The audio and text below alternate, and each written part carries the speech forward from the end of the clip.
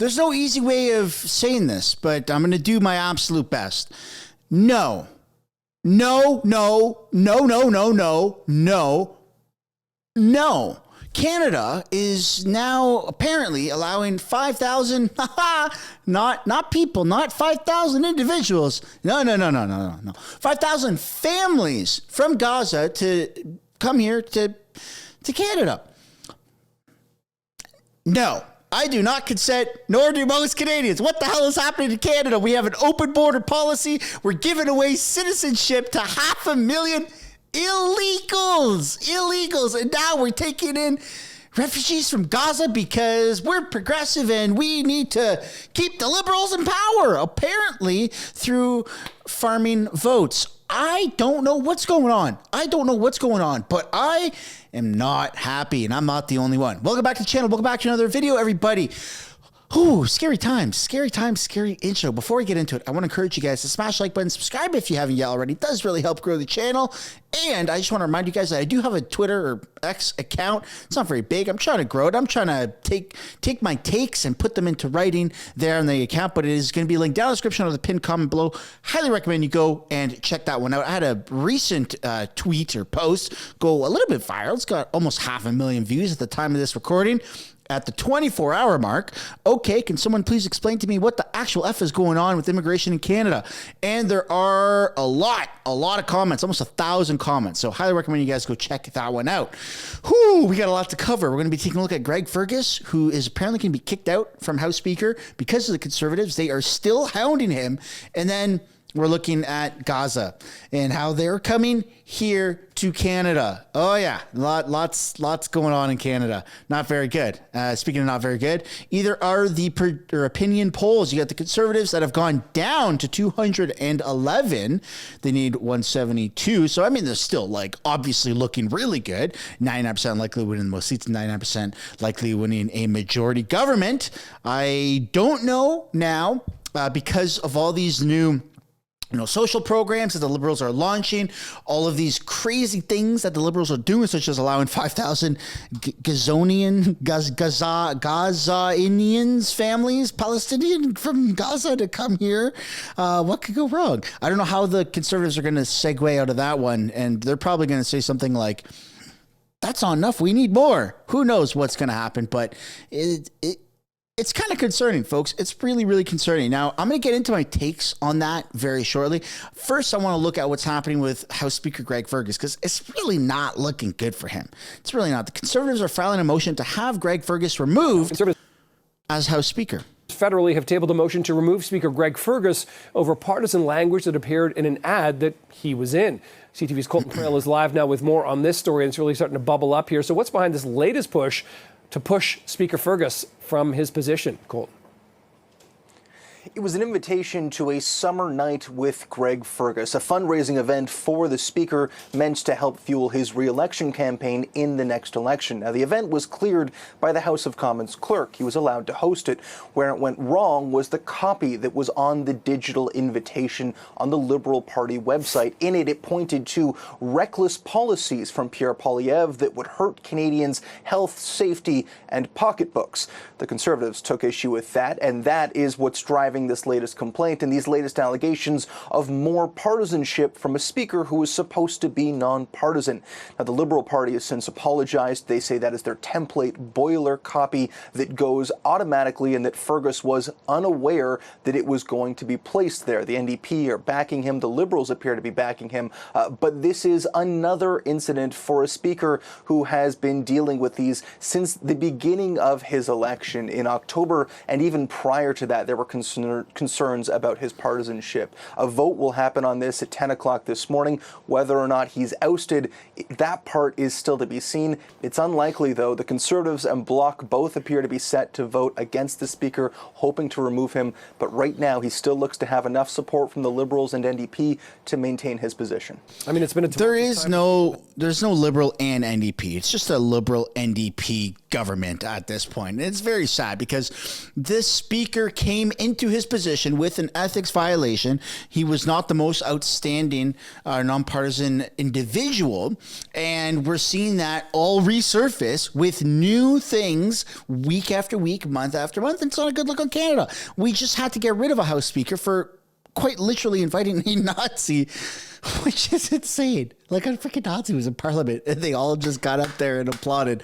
He invited a Nazi into Parliament and we had to get rid of him. And that's 8 months ago. And now they're looking to fire the newest House Speaker. So it's not looking good for Canada. We're not a serious country. And speaking of not serious country, now we're going to take a look at what's kind of going on with Freeland and how she's got a bit of a take on the rate cuts. The Bank of Canada is supposed to do rate cuts, but they're not going to. It's all very confusing. Let's just take a look at this video, get a little bit more context. Inflation is also cooling. The numbers are very promising. Do you think that June will be the right time for the interest rates to start coming down? Thank you for the question, which I think touches on the central preoccupation of many, many Canadians.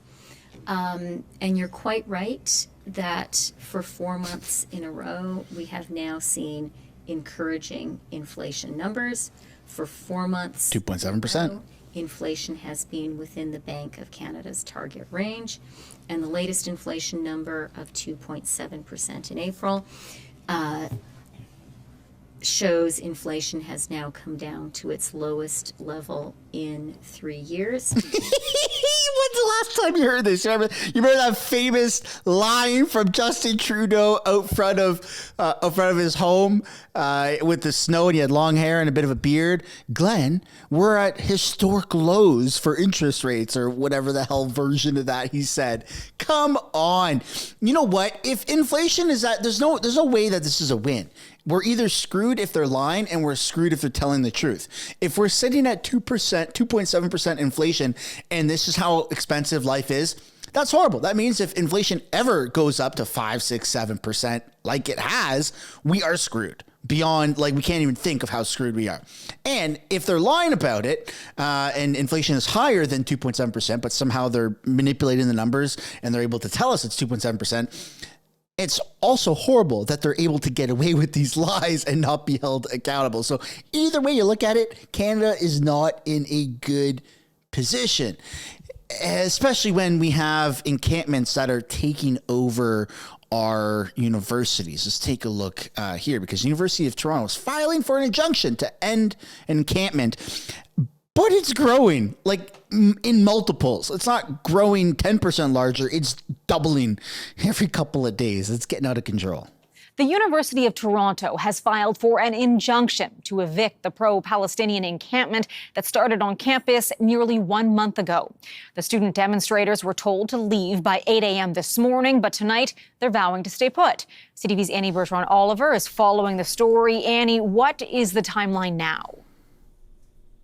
Heather, the University of Toronto is going to court to try and get protesters off campus, and that hearing is expected to happen tomorrow. The deadline to clear out of campus has come and gone, but the protesters remain. UFT continues to propose committees, but we want commitments. We want divestment. We want disclosure, and we want it now. The pro-Palestinian protesters are demanding the University of Toronto end partnerships with Israeli universities and disclose any investments linked to Israel's offensive. Speaking to parliamentarians, U of T's president said their policy on divestment is clearly laid out. We have a very clearly articulated policy for considering divestment proposals, which we have used in the past, and we are saying to the protest group, the policy is there, it lays out the steps, and you're free to use it, and we hope that they will. The presidents of 4 major universities appearing before a parliamentary committee today to talk about the encampments on campus. Oh my God! What is happening to Canada? I can't tell if this is an encampment or a homeless camp. The state, I mean, this is prime real estate here, folks. Oh my goodness. You've got woke progressive liberals. You have actual communists that are funding these things and supporting these things. And then it also blends very well with the homeless encampments. I mean, it's a little bit more structured. As you can see, there seems to be a pattern with this, but this is insane. I never thought I'd see this in Toronto. As well as a rise in anti-Semitism. Intifada revolution, from the river to the sea. Do you consider these chants to be hateful and anti-Semitic? The way I hear them used right now on our campuses, including at McGill, I find it anti-Semitic. They are unfortunate. Yet they're allowing it. Okay, so let me. I'm going to sound like a liberal. Let me be very clear about this. This next statement. I'm not pro-Israel. I'm not pro-Palestine. I'm not pro any country. I'm pro-Canada. That's it. Full stop. I'm pro-Canada. And from my understanding, Israel's not a part of NATO. Yet Canada is protecting Israel and we're helping them. But we're also helping Gaza and Palestine and whatever's going on there. Now, Israel is bombing Palestine as a retaliation from what happened on October 7th and this ongoing thing, tit for tat. He did this, she said this. It's been going on for years and years and years. We don't have time to cover all of that. And there's two sides to the story, three sides to the story. There's one side, there's the other, and then there's the truth, right? So we're not going to get into that. What I'm not understanding is Canada openly supports and is giving money and military aid to Israel, who's bombing Gaza. Now, Gaza is losing a lot of people, a lot of children. Like, it's all live for us to see. It's horrific. It's horrific what's happening. There's war crimes that's happening, okay? All this craziness that's happening. Now, Canada just said 5,000 families, not people, 5,000 families from Gaza can come and be refugees here to escape what's happening. Yeah, we're part of the problem because we're helping fund them getting bombed. So I don't think that they're going to be very happy once they are here. It's kind of seems like we're doing things to really hurt ourselves and we're exposing ourselves to not necessarily the right type of people to come into the country. Look, I'm sure there's some outstanding citizens within Gaza. I'm sure. But the governing body, from my understanding, in Gaza is Hamas. And Hamas has been labeled as a terrorist entity or terrorist organization by pretty much everyone in the entire world. So I'm not understanding what the hell Canada is doing or what they think that they're doing, but it doesn't seem to be good. So I first came across this from this post right here from Canada Proud saying Liberal Immigration Minister Mark Miller clarifies that the Trudeau government's Gaza refugee program will apply to 5,000 families, not single individuals. Top comment here, this is treason. These people need to be removed, regardless for how long they're in the country before we have the power to remove them. And when you Google it, it's true. Canada announced on Monday that it will grant temporary visas to 5,000 Gaza residents under a special program for relatives of Canadians living in war-torn Palestine enclave. Okay, so this is the issue. This is the issue because simultaneously, while this is happening, these temporary visas don't mean anything because Canada is going to be giving out 500,000 citizenships or is going to be giving out citizenships to 500,000 illegals in Canada. It doesn't make any sense. It doesn't matter if you're here on a temporary visa, on a student visa. Once it expires, you just don't have to go anywhere. And then Canada says, here's a passport. Welcome to Canada. You're a full-time citizen. I think it's a little scary. And even the Times of Israel is somehow talking about this in their newspaper while at war. Canada pledges temporary visas for 5,000 Gaza residents related to citizens. You know what's the most interesting? Is all the countries that are around Gaza aren't taking people from Gaza. They're being shipped all across the world here to Canada against our consent, against our will, and there's no way for us to vote about this or to have some sort of town hall and be like, do we or do we not allow them? Just some people in government are saying, we do. What could go wrong? We live in secured places of the country with armed security guards. We're fine. The rest of Canada, not so much. Kind of weird. I mean, why doesn't Israel take some of these people or the surrounding Arabic countries? I don't know. Probably because maybe they don't want them. I'm not sure. Okay, so let's take a look here.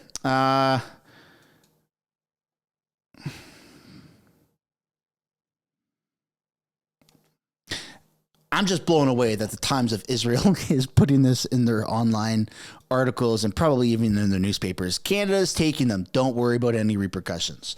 Canada announced Monday that it will grant temporary visas to 5,000 people. That figure is an increase from the 1,000 temporary resident visas allotted under a special program for Gaza announced in December, the Canadian Immigration Ministry said in a statement, adding that many people had expressed interest. While movement out of Gaza is not currently possible, the situation may change at any time. Okay, so we're bringing, if I'm understanding this correctly, and I could very well be wrong, folks. My mind could be changed, okay? But if I'm understanding this correctly, we're bringing in people who have out of two options. They've elected a terrorist organization to be their government, or they haven't stood up in the numbers, which as a byproduct, a terrorist organization has taken over Gaza and is now the reigning government. So either they've elected or they haven't stood up to it, and it's just happened as a byproduct, like Al-Qaeda. I don't know. I don't think it's good, though. I don't think it's good. I think Canada should rethink it a little bit. Of course, I posted about this on X here. I'm sorry. Did I just hear that Canada is taking refugees from Gaza? There's a lot of people that are commenting about it. Even Al Jazeera has an article about this. Canada announced 5-fold increase in visas for Palestinians in Gaza. CTV also is making an article about this. I mean, this is just going like viral around the world. While movement out of Gaza is not currently possible, the situation may change at any time. With this cap increase, we will be ready to help more people as the situation evolves, Immigration Minister Mark Miller said. We are horrified by the strikes that killed Palestinian civilians in Rafah, Canada's Foreign Minister Melanie Joly said. This level of human suffering must come to an end. We demand an immediate ceasefire. So this has been ongoing, right? I mean, all the recent bombs that have been dropped and retaliatory things that have happened. Yeah, of course, people condemn it. I mean, look, civilians are being targeted left, right, and center in the hopes and aspirations of flushing out Hamas. I'm not really sure about the ins and outs. All I care about is who's coming in here and where's our money going. That's all I care about right now. There's atrocities happening around the world, and if you spend too much time in that, you'll never even have time for your own self or for your own job or for your own hobbies, right? You have to pick and choose what you are paying attention to. And I pick and choose to pay attention to Canada. Canada. It does not seem like our liberal, progressive NDP coalition government cares about Canada. They are hyper-focusing on, I don't know what they're hyper-focusing on. Diluting Canada, ruining this country, making inflation higher, making cost of living expensive and out of reach. I'm not sure what the ultimate goal is, but what I do know is that Canadians are pissed. Canadians do not want this to happen. And if you think I'm wrong, let's take a look at the comments of this video once it's posted. Let me know down below right now if you haven't yet already. Do you consent to 5,000 families from Gaza coming into this country? Let me know down below, please. Here is what Justin Trudeau recently had to say about the attacks from Israel to Gaza. We are horrified by the Israeli strikes that killed civilians in Rafah. The scale of the human suffering and tragedy we're seeing in Gaza must cease. Canada in no way supports the military operations by Israel in Rafah.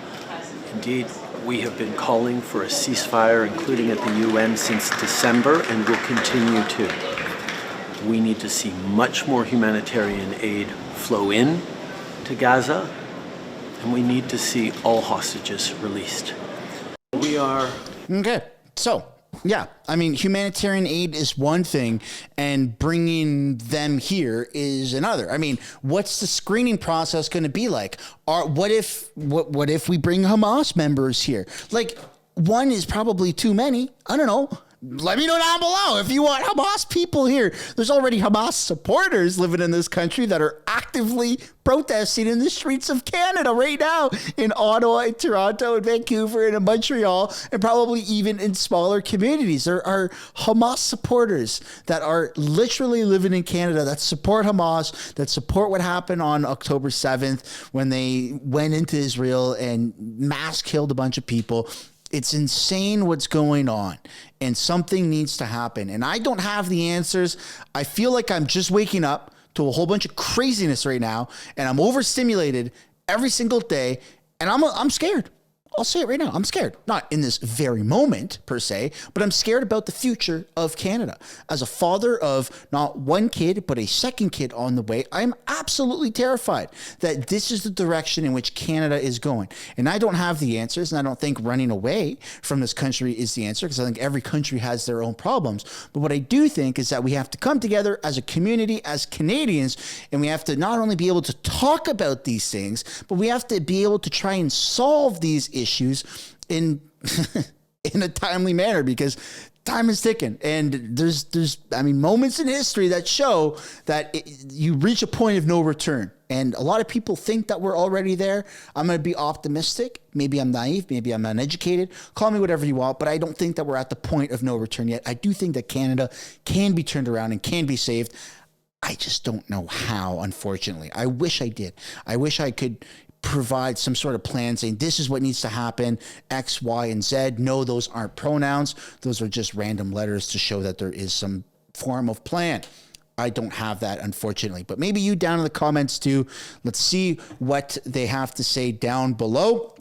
And see how many people agree. I mean, this is a community channel after all. There's thousands of comments per video. So let's see what you guys got. That's where we're going to end today's video, folks. I would love to know what you guys think down below. On your way out, I'd like to encourage you guys one last time, smash the like button, subscribe if you haven't yet already, and I will see you all in the next one. Bye for now, I hope. Bye for now.